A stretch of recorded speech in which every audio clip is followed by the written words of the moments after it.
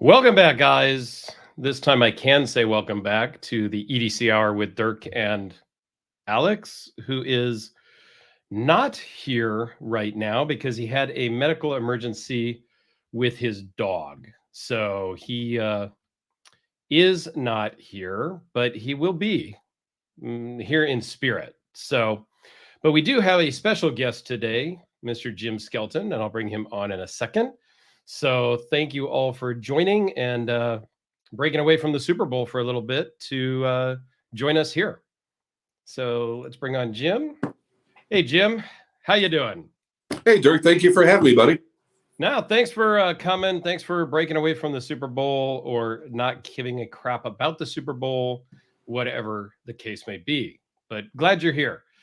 Sadly, Alex is not here, has a medical emergency with his dog, but well, we can wing it for an hour or so and see what we can do.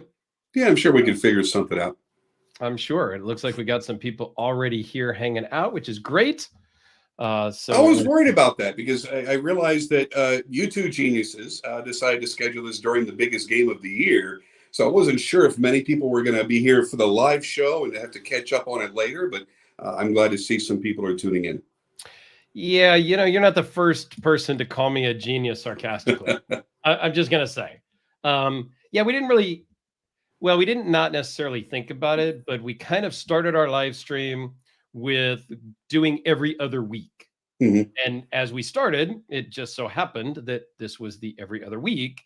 And we realized when we asked a guest to come in that it was going to be Super Bowl. So Alex is here in spirit, at least watching from the vet.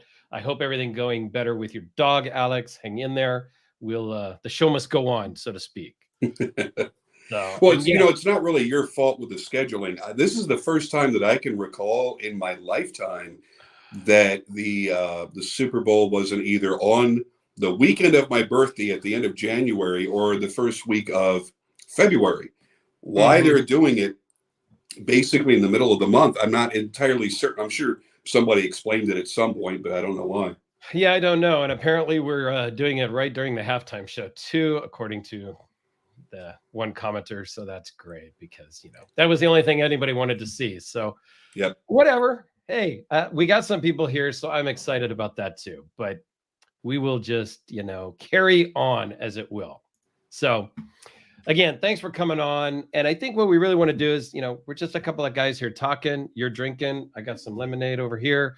And there's some guys in the comments that may chime in, may not. So I wanted to know a couple things about you.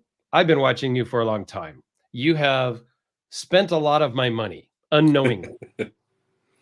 And I appreciate that, but I don't appreciate, I think everybody watching right now live and everybody that's going to watch this has probably bought a knife because of you in the past. Well, that's great. You have a way of presenting the knives in your videos that, kind of salesman-ish. But, the two that I can think of, just since I've got you here, was the CKF Muscle. I bought specifically because of your video years ago. That was a fun video to do too. And it was a great knife. I didn't really love the dainty pocket clip on the beefy knife. Yeah. I got over it. I owned one and I loved it. And the other one literally was the Hellraiser P series.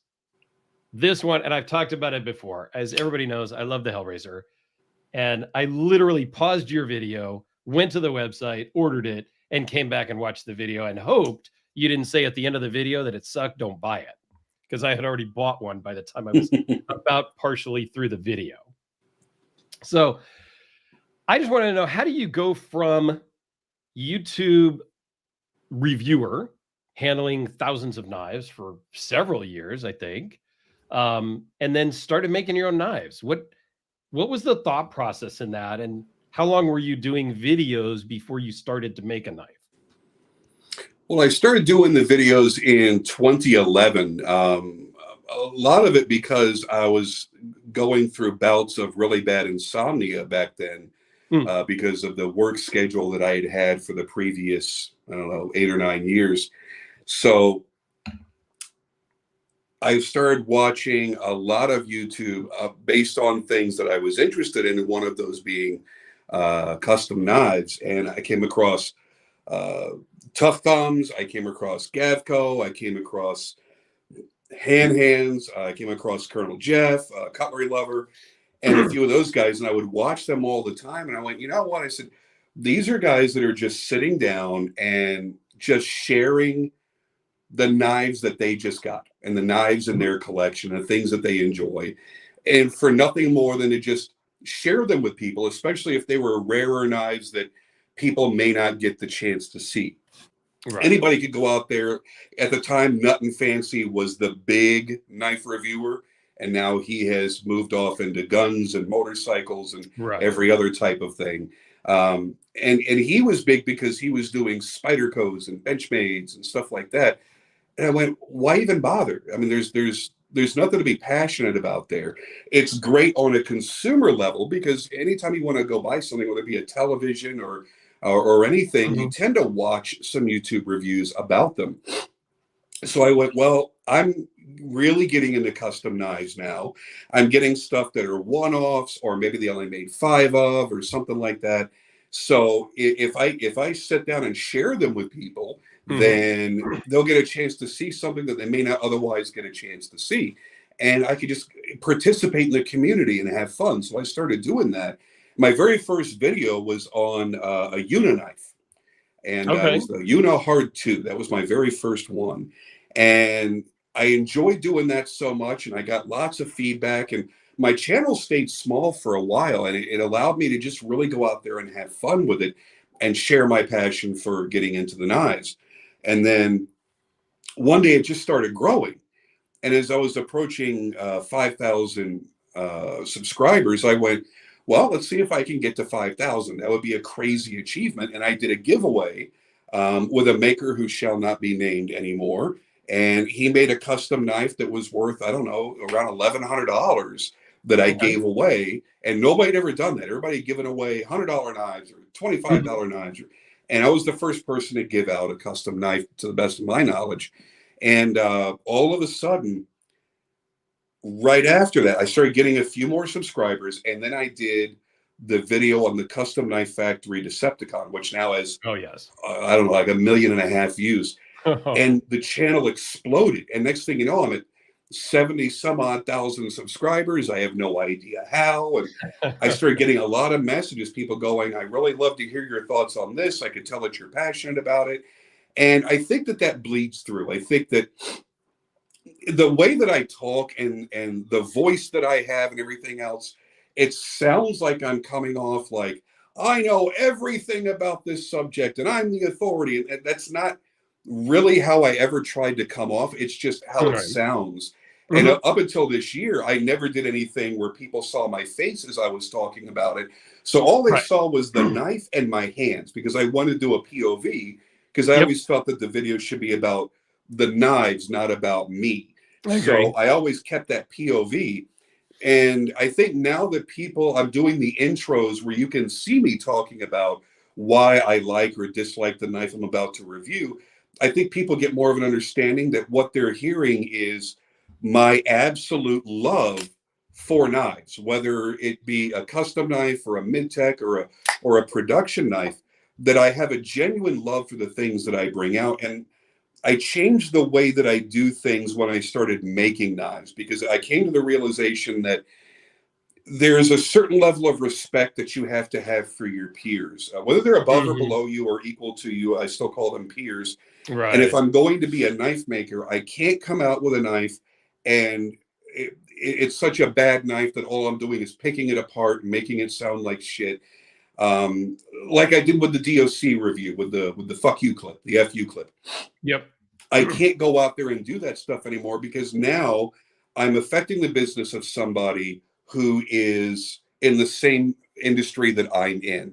You know, you don't talk bad about another knife maker in public. Do it in private. You're going to do it amongst other knife makers, but you're not going to do it in public where it can affect their business. So I went out there and in every format that I could, Instagram, Facebook, YouTube, and said, hey, I'm going to change the way I do things.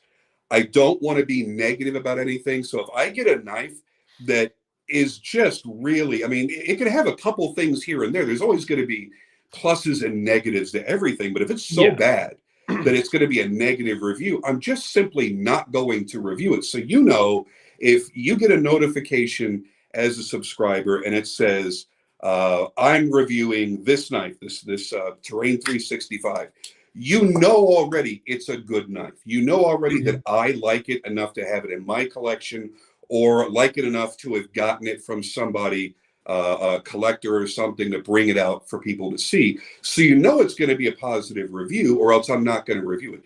And I get a lot of people that'll put in the comments, hey, will you review this? No, because it's a hunk of shit. It's beneath what my viewers are accustomed to, and beneath what they deserve. So I'm going to bring out the best that I can get my hands on at whatever price range it is. And I'm going to tell you guys why I like it, because a lot of times we kind of feel this, and I know this from watching a lot of your videos as well. You and I have very similar reasons to like or dislike a knife, whether we have different tastes or not. Right. There are certain things that we're going to go down a checklist and go, it has to have these things, and I don't want it to have these things. So we're all fairly well aligned, even if we like different styles and makers and colors and finishes. There are certain things that we're all going to like. So if you hear me saying certain key things, the lockup is great, the action is great, it has this, it has that, boom, boom, boom, boom, then you know, okay, then I'm probably going to like it, and you can buy it and have less of a fear of getting buyer's remorse when that item comes in.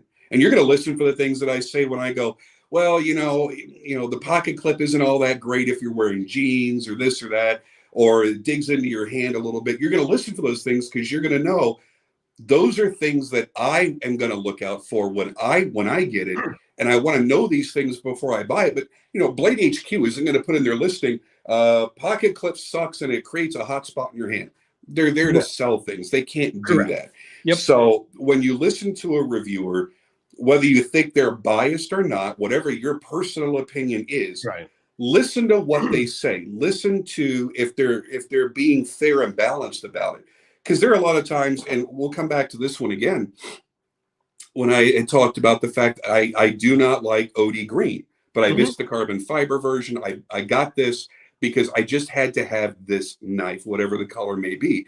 And there was a nitpick I had about it, where if you were slow opening it and you were holding it, that it could pinch your finger right there as you're opening it. I'm not going to shy away from things that I don't like about a knife, but, you know, overall, well, if it's on his channel, then I know it's worthy in some fashion. So I'm going to keep listening and hear the things that he likes and dislikes.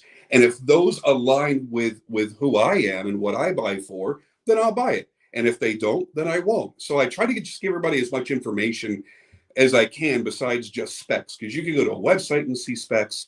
You can go to anybody else's channel and hear the specs over and over and over and over. I'm going to tell you if I personally like it and why. Yeah, and on that particular Terrain 365, you gave a lot of information, 45 minutes and a half of information, I think it was. And initially I saw 45 minutes. I'm like, oh, get the heck out of here, man. And then later that evening, I mean, I was busy at the time, whatever. I came back to it later and I watched it. And I watched it all. And it really, at the end of the day, it didn't feel like 45 minutes. Well, it wasn't a long, like, is he going to get to the point type of video? It was a lot of information, because there was a lot of information to tell. And I think that's why people appreciate that sort of stuff.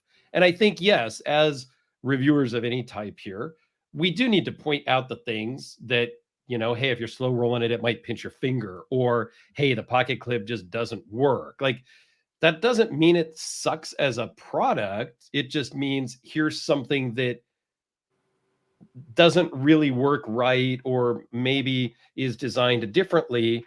And you as a consumer should know that, hey, it only fits in sweats. It doesn't fit in jeans or Carhartt. And and you've had a lot of knives go through your hands as well. And I think you could back me up on this. There are very few knives that you're ever going to pick up that is just 100% perfect.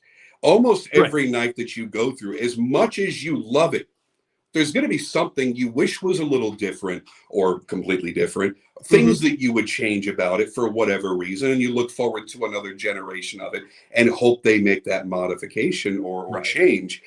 And that's going to happen with everything. I think I've got somewhere close to 400 videos up now. And I would say maybe 50 of those were knives that I could say I wouldn't change anything, or I would change very few things. I can only think of a handful off the top of my head that were perfect. I mean, just literally perfect, you know, like Frank Fisher and David Mosier and stuff like that, where they have everything down to a science. Bob Terzola, again, another one. When I got my Eagle Rock points, I had borrowed the Eagle Rock to do a guest blade video on. Yeah. And the guy that I borrowed it from, I called him up. I'm like, I don't want to send this back to you. This is just everything, you know? And he's like, well, I was kind of thinking about selling it. And then he ended up selling it to me, and I loved it. It was great. There are very few knives, you know, like we've talked about Terzola. I just did the video on the new ProTech. There's a lot to love about this knife. It's not perfect, but I think for the money you're spending, it's about as close as you're probably going to get. I just wish the blade grind was a little bit thinner and it was a little bit more slicey, but I've been carrying the hell out of this thing and just loving the shit out of it. Yeah, no, that's great. So we had a comment here from Will. Wrist check. So what, you and I are both into watches also. I mean, you were into watches long before knives, I think, and then now have come back into watches. I was into knives and then now into watches. So I have the Omega Planet Ocean GMT. If I can take it off here. And this was the newest watch that I bought back in December. You know, it's got... Oh, yeah, that's great. So I love the colorway. I saw it in Vegas. Didn't really work out a deal with the AD in Vegas. Came home, talked to my local AD here in Napa, who I've become friends with. And he gave me a price and said he could order it. And I said, order it. And it came in a couple of weeks. And I've been wearing it every day since, because another one of Will and I's friends did 100 days with his Submariner when he first bought it. So trying to get to the 100-day mark with this one, and then I'll start switching it up again. I don't think I've ever had a honeymoon phase that lasted 100 days, no matter what I bought, but that's admirable. I still remember when the Planet Ocean first debuted, and at the time I had a couple of Seamaster Pros and Seamaster GMT, and which one? What was the name of that one? It was the first coaxial movement, the Aquaterra. So I've always been a huge Omega fan. The Planet Ocean I've had in my hand a number of times, and I just never pulled the trigger on it. There was something about it that it didn't appeal to me as much as the Bonds did or as the Aquaterra did. But I love all the various combinations they've come out with in the past 5 or 6 years. They're really, really nice. Yeah, this is my second Planet Ocean. My first one was the white dial with the orange fully loomed bezel, which is a 43.5 millimeter. This is a 45.5 millimeter, but it's a ceramic case with a rubber strap, titanium deployment class, you know, so it's super light and does not feel like a 45 millimeter. Oh, it's got to be comfortable in ceramic for sure. Yeah, super comfortable, super light, and just nice. And what do you got today?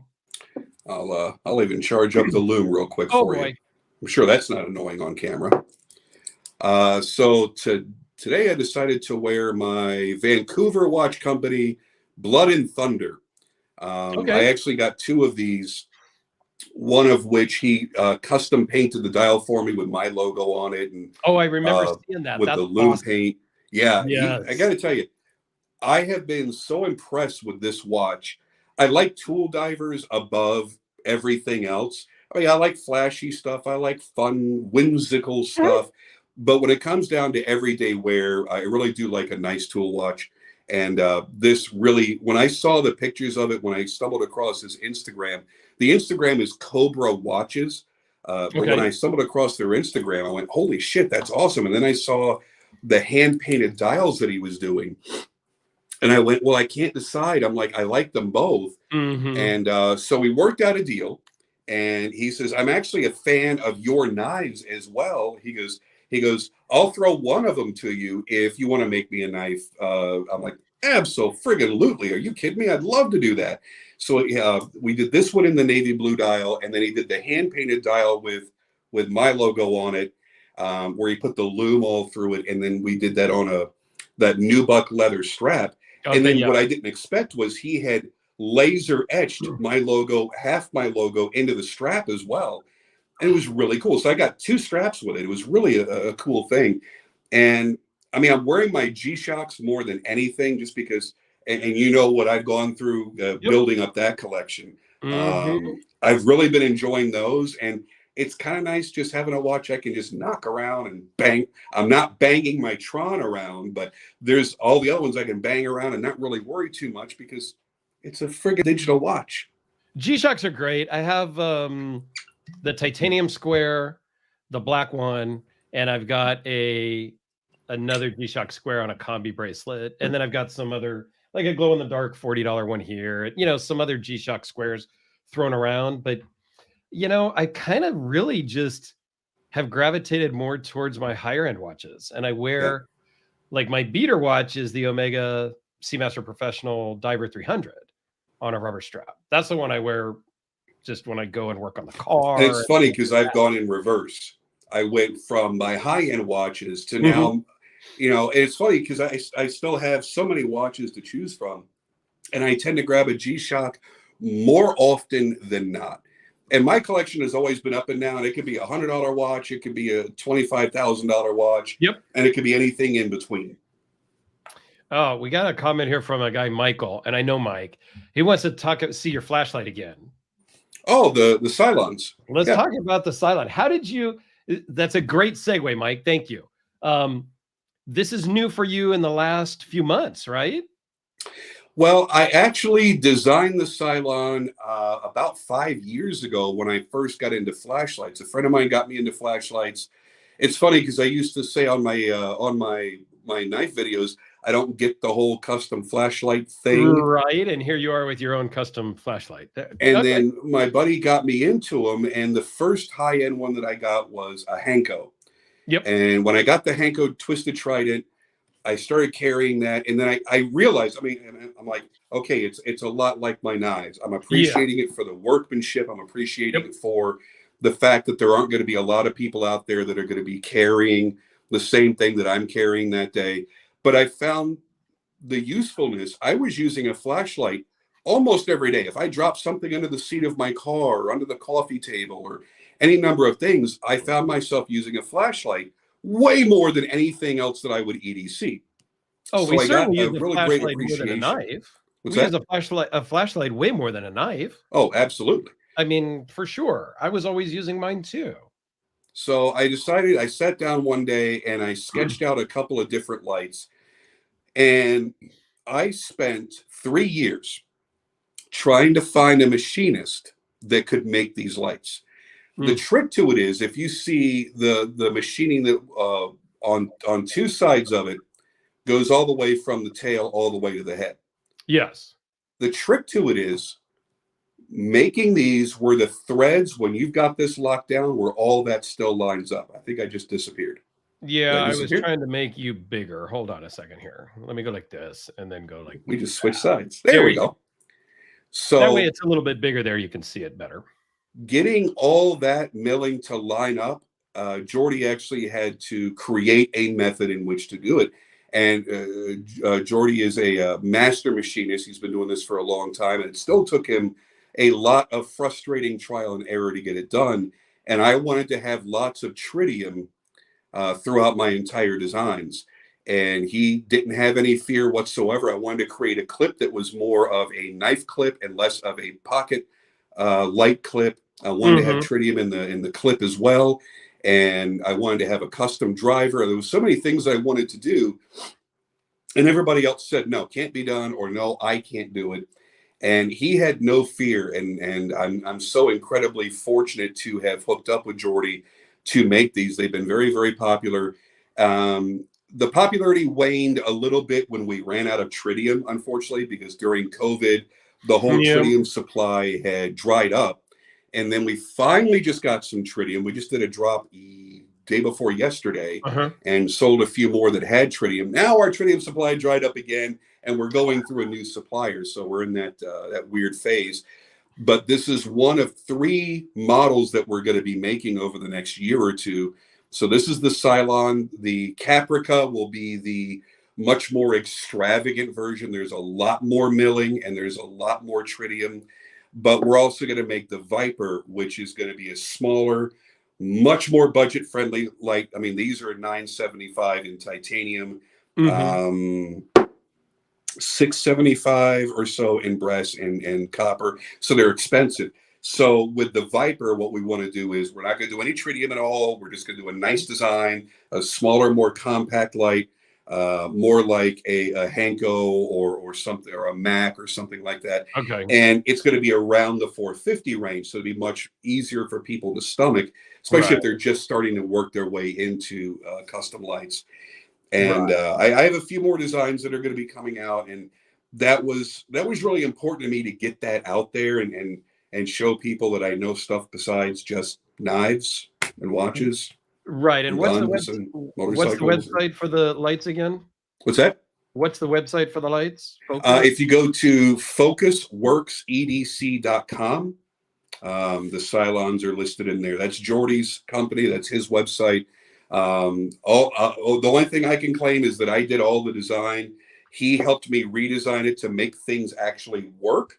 So he did help streamline that, but he does 100% of all the hard stuff, which is the machining and the manufacturing of the lights. And they're all done individually, one by one. They're all finished by hand. There are some that he goes in there, like the zirconium ones, goes in there and with die maker stones and polishes by hand. And the Mokutai, Zirkutai, the really high-end ones, the $3,000-$4,000 ones. I looked at those ones. Lots of work. Like, oh my God. Yeah, the $3,800 Timascus Zirkutai one here. I glanced at it. I'm not gonna lie. But I put the link in a lot of money, man. I put the link in the comments for you guys watching if you want to go check out those lights. They are really cool. I haven't seen one in person yet, but we have another comment from Tactical Central Fishing. Which knife fads need to go away? Oh, I think you know my answer to that. Away.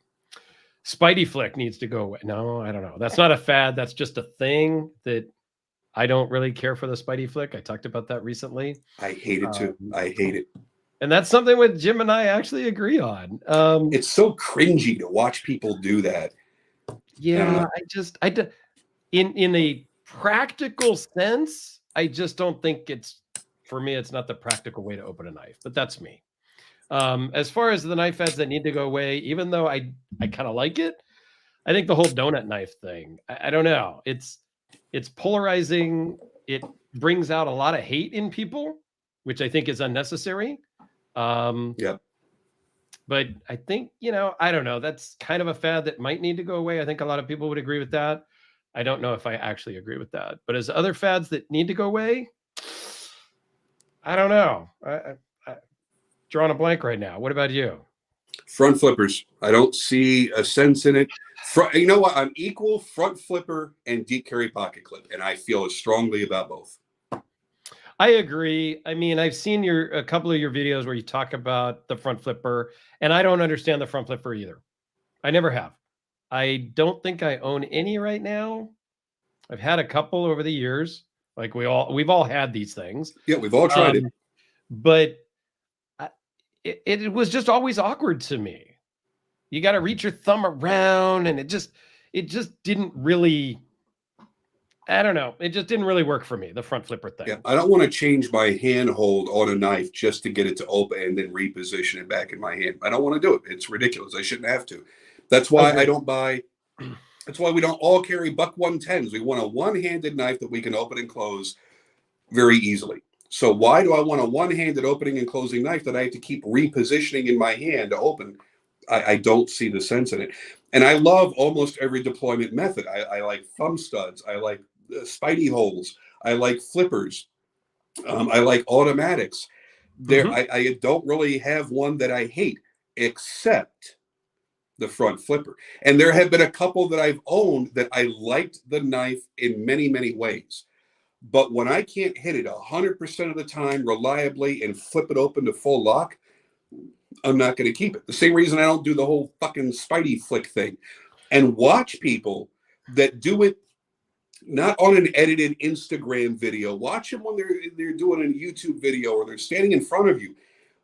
If they go to Spidey flick 20 times, I guarantee you, at least twice they're going to screw up because you can't. There is no consistency to it, and that's my big thing. But yeah, in the deep carry pocket clip thing, that I don't like to say that there's one design aspect of a knife that will prevent me from buying it, but deep carry pocket clips almost always will keep me from buying the knife because and this is about the deepest carry pocket clip that I have in my current collection. Okay. And it's pretty deep, but it's not 100% deep carry. The problem with deep carry that people don't think of is number one, let's talk about from a design aspect. Even if it goes all the way up and it hides the entire knife in your pocket, nobody can see that knife at all. The pocket clip is still sticking out. Yeah, I don't know. They know that it's not a pen. I don't know the point of deep carry. We're not trying to hide the knife. Yeah, I'm not trying to hide the knife. That's exactly it. You're not fooling anybody. Right. If you're in a non-permissive environment, your office doesn't let you carry weapons, and you think you are Mr. Super Secret fucking squirrel, and you are tricking the world. You're not. They know that's a knife clip. Anyway, but for me, what I don't like is when I go to grab my knife, let's grab one here that's not a deep carry pocket clip. I can grab this knife when I reach in. The only thing that's going in my pocket is my thumb. Okay. And then I'm grabbing here. So this part of my hand is grabbing what's outside of the pocket. Yep. And then I can pull it out and flip it open. Now, if I've got a deep carry pocket clip, that's not grabbing onto any substantial portion of the knife. So now what I'm forced to do is do this pinch, right? Yes. So what am I doing? I'm applying pressure, and just like if you're applying pressure to the lock bar when you're trying to flip a knife open, you're making it more difficult. Now you're squeezing it and trying to pull it out of your pocket, and you're applying pressure, making it more difficult. So to me, mechanically, it does not make any sense. So I hate that one particular aspect of knife making. And I will avoid it if at all possible. Okay, so here's a comment from Stevie Wonder Woman. Deep carry pocket. I think he did a video on what his name is, or he's gonna do a video. I don't know the story, but he keeps talking about doing a video about the name. But a deep carry pocket clip helps protect the knife from rubbing up against stuff and getting damaged too, though it's not all about concealing it. I mean, okay, that's a point. It's all right. I'll concede to that point instead of arguing it. For me, that's not enough of a reason, but I can see where for some people it would be. So I'll concede to that. Agreed. And the other thing with the deep carry, like there's some when it's deeper than the knife. Oh, that God. just drives me nuts. Like I get it. Like I don't have a deep carry one here. Then you have to add a lanyard just so you have something to grab onto to pull it out. Yeah, when the pocket clip is above the edge of the knife, I laugh. I'm kind of like, what's the point of that? That just looks aesthetically stupid to me. So I don't. Yeah. Will has another comment for Jim. What's Jim's thoughts on S45 VN? And I know I've only owned one knife with S45 VN so far. And it's weird that you bring it up because I've been having a hankering for buying Sabenzas again. And there's a lot in S45 VN, but now they're making that jump to Magna Cut. So who knows? Yeah, but, I think Will just bought a 45 one. Yeah, I bought the Spartan Harsey in the Plague Doctor in S45 VN. I'll be honest with you, I haven't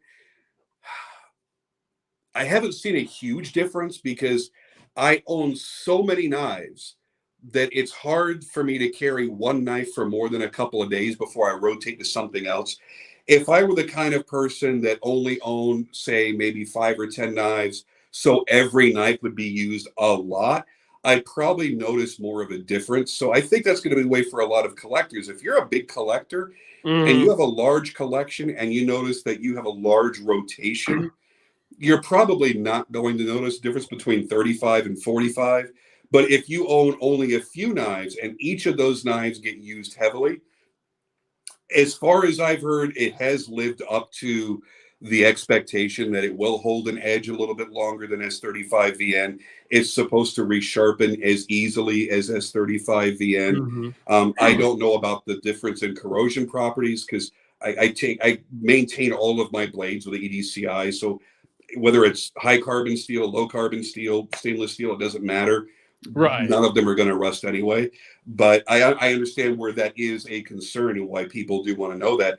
I like it. I think it's great. But again, I haven't hit a staple running through a box yet to see if that edge is going to chip.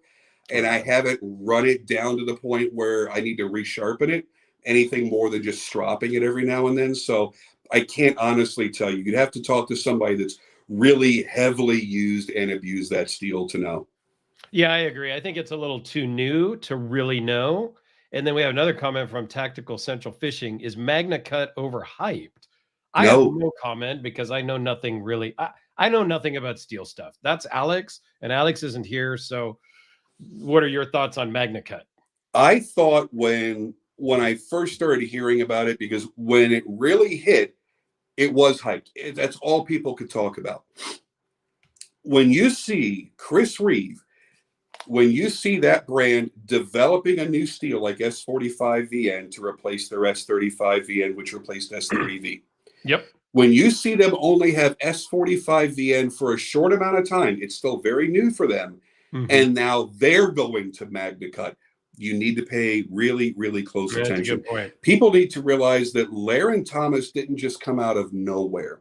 The fact that he was raised in that environment and learned metallurgy from his father, Rob Thomas Damascus, for those that don't know, Rob Thomas is Laren Thomas's father, that he got a degree in metallurgy to know everything that there is to know. And if you go back before his articles on Magna Cut and look at any other steel, and you see how unbelievably anal he gets about each and every thing that you could ever want to talk about in steel, you see why he developed Magna Cut. And it really comes down to this. He explained it much more eloquently than I did, but I'm going to make it a lot quicker and easier. It's like a three-pronged thing. You've got your hardness, toughness, and then your stainless abilities out of any stainless steel that you're going to use. Correct. And when you pull from one, you shorten the other. Okay, you shorten the others. It's a balance. You either want really high hardness, and because hardness is what we've always related to. We want hardness. There's a high chromium content, and that's going to mean long edge retention. To get a lot of high hardness, you're going to pull away from toughness, which means you could chip or roll the edge. If you want really high toughness, maybe you're going to make something that's going to be hacking like an axe. It's not going to have high hardness. It's going to pull away from that. Right. Same thing that we see in natural gemstones. You can't have high hardness and toughness. One's going to pull from the other. Yep. And then, but with steel, you have the stainless properties as well. And something gets borrowed from the other, or something gets lost to get higher up in the others. And what he did was he stretched all three. You're getting not the maximum. I don't want to say that, but you're getting a higher degree than you would expect out of all three in unison. He has called it M4 that has stainless properties. And that's a really good way of putting it. You've got extreme edge retention. This steel has not just been tested by him. Hey, there he is. Oh, boy. What's going on, buddy? guys? Who let the dogs out? How are you? Yeah, my daughter and the dog were playing, and the dog got injured. So they're fixing like a bleeding abrasion in her mouth. Let me see if I can twist this thing sideways here. There we go. That's better. Well, thanks for jumping in. Is the pup going to be okay? Yeah, she's fine. They're going to give her some antibiotics and everything, and she's good. So I'm outside in my car right now of the vet, and they're going to have her ready in like 30 minutes. Well, good. I'm glad to hear it. I'm glad the dog's going to be okay, and you didn't kill your daughter over it, and and you can join in for a minute. So I appreciate that. That's great. Right. Yeah, I've been a huge fan of Jim's for years. I mean, that's kind of what got me into knife collecting in the first place. So I was super bummed out I couldn't jump right in because I was in the waiting room. I was kind of tempted, but I'm like, nah, they're going to be like, this asshole's talking in the waiting area to his buddies, you know? So, Well, I'm glad you're able to jump in, man. I'm glad to see it. Yeah, so we've been talking about some steel stuff. We've been talking about what we're carrying. So since you're late to the party, what have you got in your pocket, and what are you wearing as a watch? I think you mentioned the watch, but go ahead and just chime in. It's quite embarrassing, but I actually, because the dog was bleeding so bad, I didn't even grab a knife. I just ran. But I do have a watch. We got the Citizen Fugu loom face, you know. Okay, yeah, with the whole loom dial, which is cool. It is pretty cool. Sweet. So yeah, we were just talking about Magna Cut Steel and kind of getting into that. And somebody asked if it was overhyped. Before I continue on that, what do you think of it? You know, I haven't had my own experience with it yet. From what I've heard, it's supposed to be like magical steel, but from what I understand, it's very similar to crew wear, just a little bit better. That's a good way of putting it too. Yeah. I was a little bit skeptical. I talked to RJ Martin. He was one of the first custom makers to use it. And I talked to RJ. I've talked to a few other makers now that have had some experience. Almost all of them made a test knife out of it for themselves before they made their own knives to sell. And they're all like, it's not bullshit. They're like, the edge just seems to keep going and going and going. It's not chippy. It's not rolling. One of them had done some corrosion resistance testing. And some people on YouTube, I think, have. Some people have written articles. They already have. Yeah, we know that the corrosion resistance is stellar, like really, really stellar, like Nitro V. Right. So what I did was I put my money in front of my mouth for a change. And as soon as Alpha Knife Supply got some Magna Cut in stock, I ordered some, even though it was a thickness I didn't want. I'm just going to surface grind it down to where I need to be. It's thicker than I want. So I got a couple bars of that. I'm going to make a test knife for the shop use because I abuse the shit out of all my shop knives. They all see a lot of use. So I'm going to abuse the shit out of one in there for a couple of weeks before I make the first knife. I'm going to make a couple that'll be openly available through my Instagram. And then I'm going to be replacing a lot of my existing customer orders as a surprise and a thank you to them for being so patient. I'm just going to substitute their CPM 154 CM with Magna Cut. The other reason I need to test it is there are a myriad of different heat treat recipes. I don't know if the general consumer base knows this.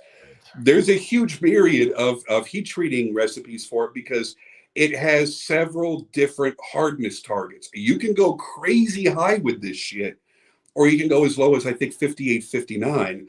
I think the upper end, don't quote me because it's not, the spec sheet isn't in front of me. I think the upper end was 65. And there's a number of different heat treat recipes. So I want to see for the various types of knives that I make, which target I'm going to use and which heat treat method I'm going to use, and see how it performs under those conditions. And if it does what I've already been told by much more established and much more gifted knife makers that it does, I want to see it for myself. And I want to make sure that I can heat treat it to the level that it needs to be at. Once I'm secure in that, I'm going to be making the change almost entirely over to Magna Cut. And this, by the way, is Magna Cut. I'm very excited for that because here's the thing. It's not ridiculously expensive like some crazy exotic steel. I mean, it costs less than S125V. So it's something that unfortunately every brand is jumping on, and they're buying them by the friggin' pallets. Right. So it's not going to be a very easy steel to get over the next few years. But every time I get the chance, if it meets the standards that I want it to be at, and I'm successful at heat treating it to its level that it needs to be at, I'm going to switch over to it as long as I can get it. It's going to be hard, but I'm going to try to do that. Awesome. And that's kind of imagine cool. This in Magna Cut. Yeah. Right. Now this is one of my newest creations. This is one of my health seekers that I did for somebody recently. Nice high fine So that set kind of and brings us finish. into, so you started YouTube in 2011. And when did you actually start making knives? 2016. But the very end, like Okay. October of 2016 is when I learned to make my first knife. And then December of 2016, I made a couple of occipitals. So that was really the very, very beginning. But 2017 basically was when January 2017 is when I jumped in full time. Yeah. I ordered a really cool zombie blood Littlefinger from him. I love that thing. I'm so sad, but it literally got the best home possible from Sid. But still, man. And he had to beg and overpay the shit out of that thing for me to let it go. Sid's awesome. Sid at one point owned 19 of my knives. Yeah. And so I remember when he came to you and pried that away from you. He did that to a few people. He paid a lot of money to get some of those knives. So Alex, Jiro says, what? No backup knife in the car? Good point, Jiro. I'm a Marine. I don't need a backup knife. I got a shifter knob I could take off and throw at somebody's head. I got an access port I could throw at somebody's head. I used to do that. I always used to keep a what they call a truck gun. So I always used to keep a car gun, a cheap $600-700 gun in the car, and a knife in the car. And then I got to see a lot of my friends whose cars were just broken into randomly. Right. And I went, you know what? I don't want to give any common, ordinary thief access to a deadly weapon. So I stopped doing that entirely. I agree. I absolutely I just won't agree. do that no more. The casual cutter says, do I need to send you a car knife, Alex? No, Tom. No, Tom. I don't need a car knife. I got plenty of knives. I'll throw something in there later. All right. So what is next on Jim Skelton's radar, or what are you planning to make here in 2022? What's a new thing? What's new out of the shop? There's a little insider information here, just between us girls here. New out of the shop. Well, I just created the next variation of the Hellraiser, the V3. Yep. I wanted to make it bigger. I wanted to make it sleeker. I wanted to kind of stretch out the proportions. And since I had started doing a lot more of the Coke bottle shaped handles, I wanted to incorporate that into a Hellraiser. So I created the V3. I took a very small little pre-order list. I guess that was in December. And so that's going to be coming. I'll be bringing a couple to Blade Show in Atlanta. I don't have the time to bring them to the Blade Show here in Fort Worth. I'll bring a couple of knives if I can get them done, but not the new Hellraisers. So there's the new Hellraiser. Which looks great, by the way. What's that? Which looks great. Our buddy Chris, he has a V2 Hellraiser and a V3. And he's shown me some pictures side by side and stuff, and they are pretty nice. Not gonna lie, and I'm not a fixed blade guy, but they look really cool. And Chris was so awesome. Chris was waiting for a year to get his V2, and then I designed the V3, and I knew that when I was going to make the V3 prototype that I wanted to back to back as I was making it, I wanted to grind a V2 and then grind this because there were going to be some substantial differences.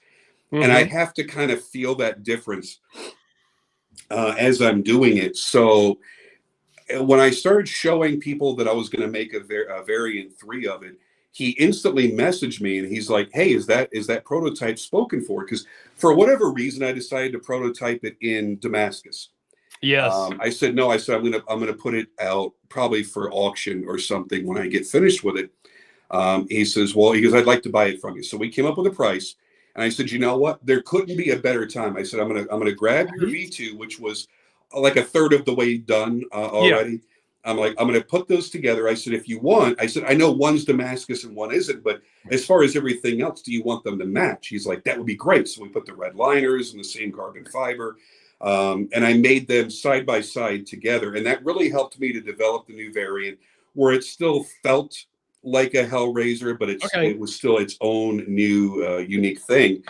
And when I got those sent off to him, I got to tell you, he was so incredibly nice about it when he gave me the feedback. And then he took the knives and he went to a couple of his local knife stores and showed them to the owners of the stores. Look what I've got. You need to order knives from him. These are great. And one of them actually reached out to me recently, so I'll be doing a dealer order with them. That's but awesome. it was so cool to see how excited he was about those knives. And that honestly is the thing that drives me. Yes. I don't enjoy, coming in at night and I can't stand up straight because my neck and my back are wrecked. And I don't enjoy being out on 110-degree days where my shop is 120. I don't enjoy that part. I enjoy when I finish a knife and I look at it and go, wow, that came out of me. And then I really enjoy when the customer gets it and goes, this is how I feel about this knife. And they share it with their friends and they tell their friends about it. That really drives me to want to do more and more and more. Yeah, and Chris is a great guy. Him and I talk all the time. He's actually going to send me both of those here soon to check out. I've got a couple of other ones of his already, and we're kind of going back and forth with some knives. So he's a great guy. Him and I have been friends for quite a while. So yeah, he's a good guy. He's super excited about those for sure. And it's funny because you two have your own little deal going on right now, and he's waiting for that to consummate because he's already started placing an order with me. And all he did was he just messaged me. He goes, I got these two knives and I love them. And I want to place an X dollar amount order with you, which was a crazy amount of money. And I said, well, I can't fathom any materials that I could make a knife that would go that high. Let's bring it down a little bit. I'm like, but we can still do something premium. And then he's like, I'm almost there. I'm like, he's like, Dirk is about to buy a knife from me. And when that's done, that money's yours. It's going straight to you. And we're going to do this and we're going to do that. And then as we're talking about that, he's like, well, now I just looked at the bone chopper you just made for that other guy. Now I want a bone chopper. So it really makes me feel great that when someone gets one of my knives, they want to immediately order more. That's all I care about. And I don't care about what some random person, anonymous person on the internet thinks about me or thinks about my designs or the way I make knives. What matters to me is the people that paid money for them that come back to support me. That means the world to me. And I think and Alex is a great testimonial to that because, he had bought that little finger from me and now I'm in the process of making a new top secret knife for him. That I'm probably going to end up making an identical knife for me at some point if I ever get the chance to. And I'm totally stoked about making your knife, by the way. I think that's going to come out so friggin' cool. I'm very, very stoked myself. I already have editing ideas and all kinds of shit in my head. You have no idea. And while I haven't bought one of the knives you've made, I have bought a couple of the knives you've owned. So, and at some point, yes, you have. And at some point, even though I'm not a huge fixed blade guy, I do have a few fixed blades. We'll have something built. And yes, Chris and I are working on something. He's going to get my money, which will then go to you. And it will all work out in this incestuous knife. Well, here's the good thing for you. You may not be a big fixed blade guy, but right now I have deals for 5 production folder collaborations that are going to be coming out. And I just entered into talks and went back and forth on a few designs with another brand.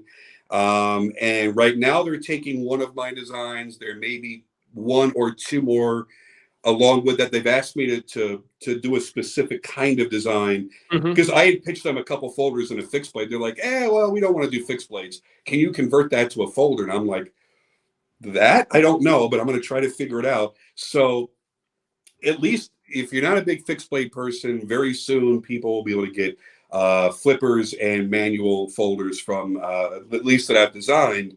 Over the next year to 2 years, I have 5 to 7 that will be coming out. That's awesome. I've been asking for that for years. Yeah, I think, and I've wanted to do it for years. And honestly, what I wanted to do initially was I wanted to make my own custom folders, and then once I did that, I was going to license out and have production versions made. But I haven't had the opportunity to buy a mill. Yes, you absolutely can make folders without a mill. However, if you want to make really good folders and you want to do it in an expeditious manner and you want to be as precise as possible, you want to have a good quality mill. So I don't want to cheat myself where it takes me an extra 5 hours per knife because I don't have the right equipment. And I don't want to cheat my customers who are paying a premium price. I want to give them the best possible knife that I can. So that never came to fruition. And then I sat back one day because, as you guys know, I'm always being asked, when are you going to make a folder? When are you going to make a folder? I finally sat back one day and went, you know what? There are guys, and I always use Bill Luckett as an example. The man has been in the industry for multiple decades, and all he's ever made are fixed blade knives. And that's what he's known for. And he makes incredible fixed blade knives. I don't mind living out the duration of my career making fixed blade knives, as long as I can continue to be creative and not just sit on the same design for 20 years, but to do something creative. And I really enjoy making them.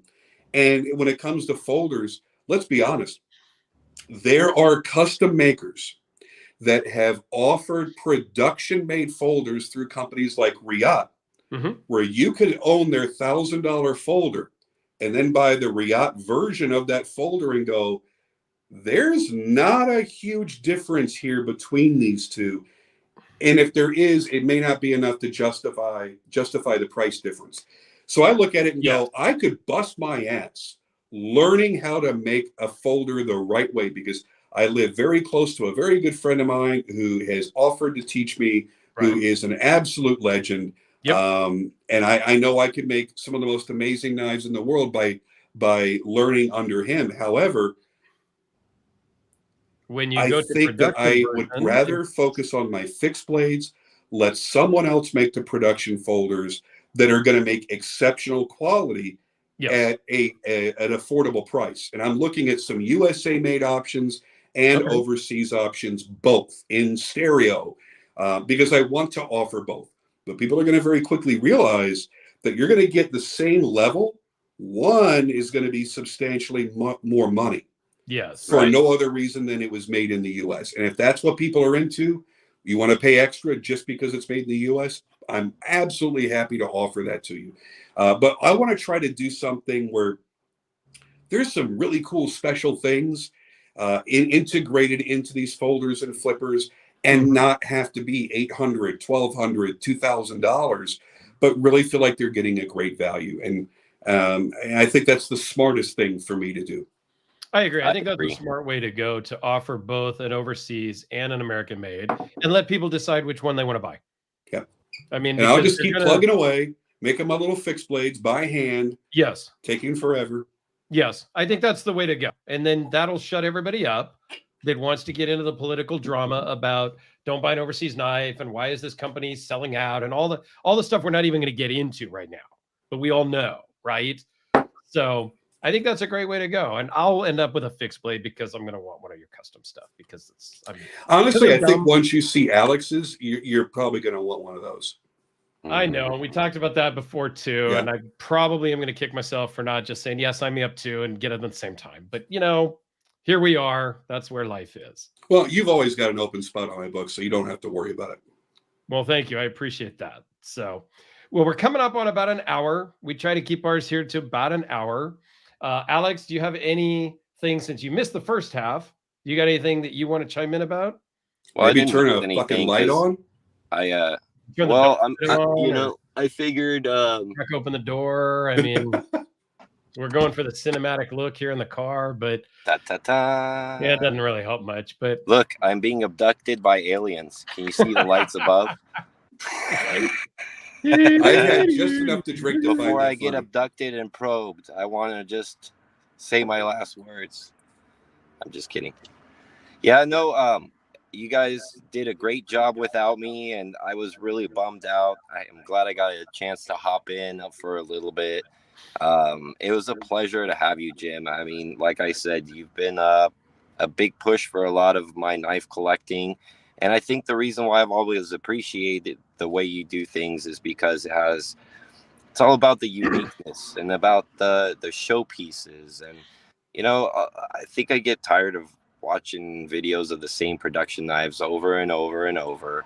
And sometimes, like, it's, you can go to Blade HQ and see these things.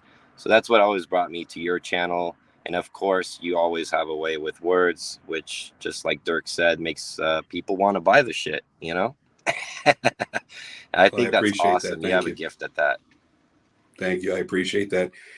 I just like having fun. I like sharing the stuff that I enjoy with other people, and if it inspires them to enjoy the same shit that I do, then even better. Then I have more friends to share that with. Yeah, it's great, and and that's what makes the hobby so much fun and keep us coming back to watch more. So definitely happy to have you guys are both as my buddies and part of this beautiful knife community where we all kind of just gather the thoughts and enjoy the hobby together, which is great. Yeah, I agree. I mean, it's just, we're like Jim and I talked about before we went live. We really are just here to have fun. And, Right.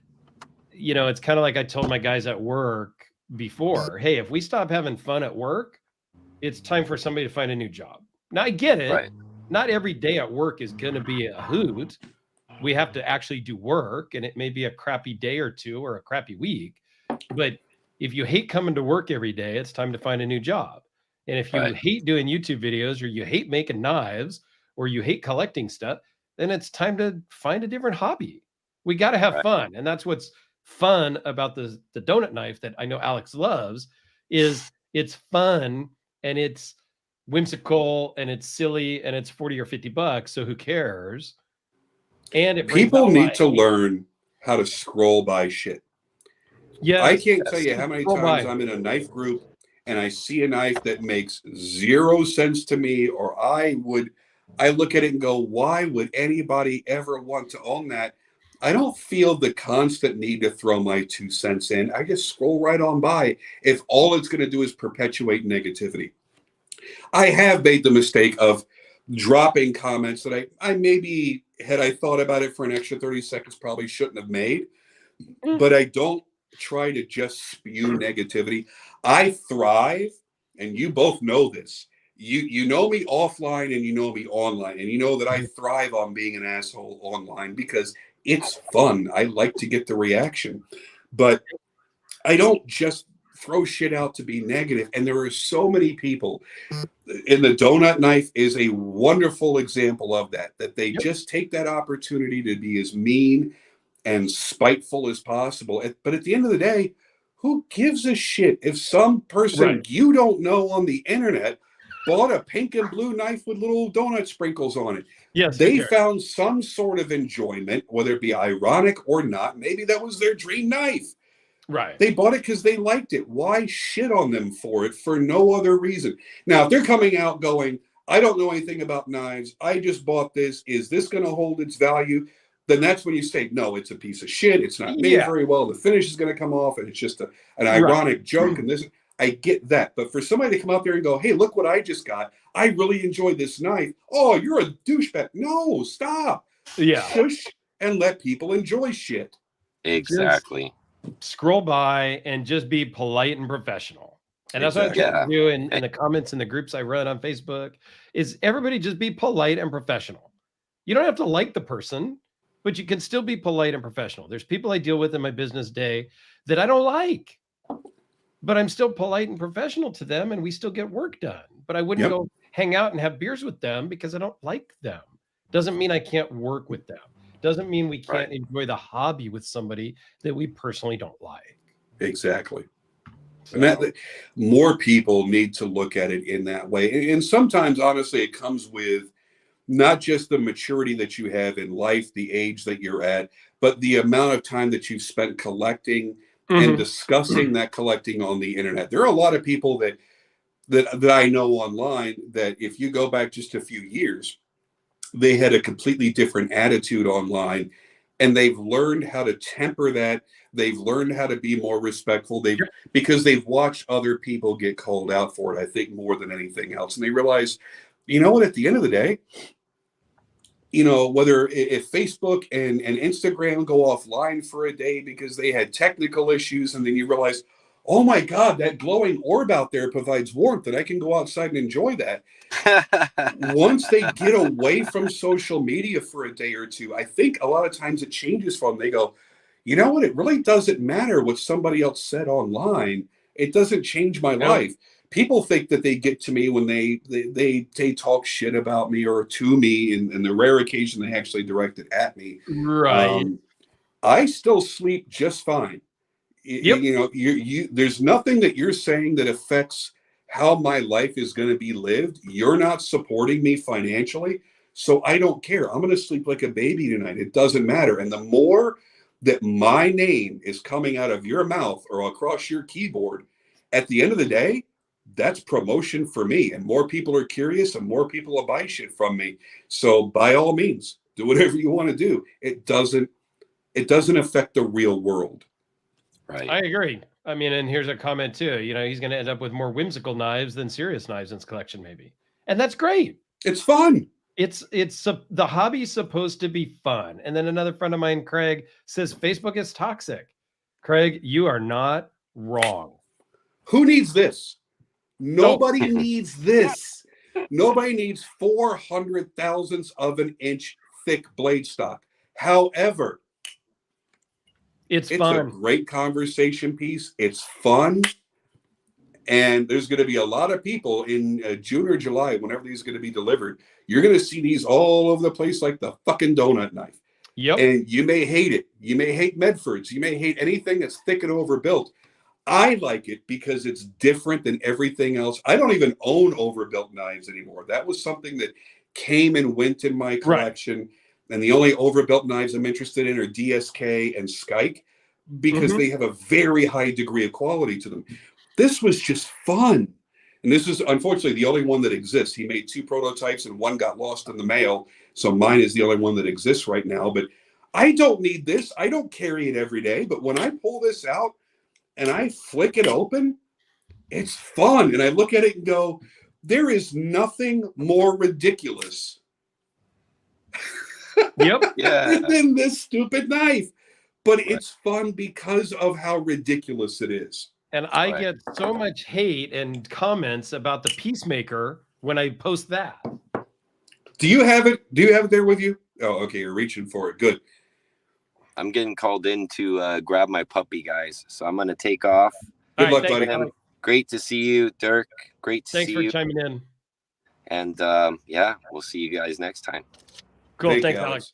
Hey, thanks to everybody who's watching as well. I'll catch you guys in 2 weeks. So the Peacemaker always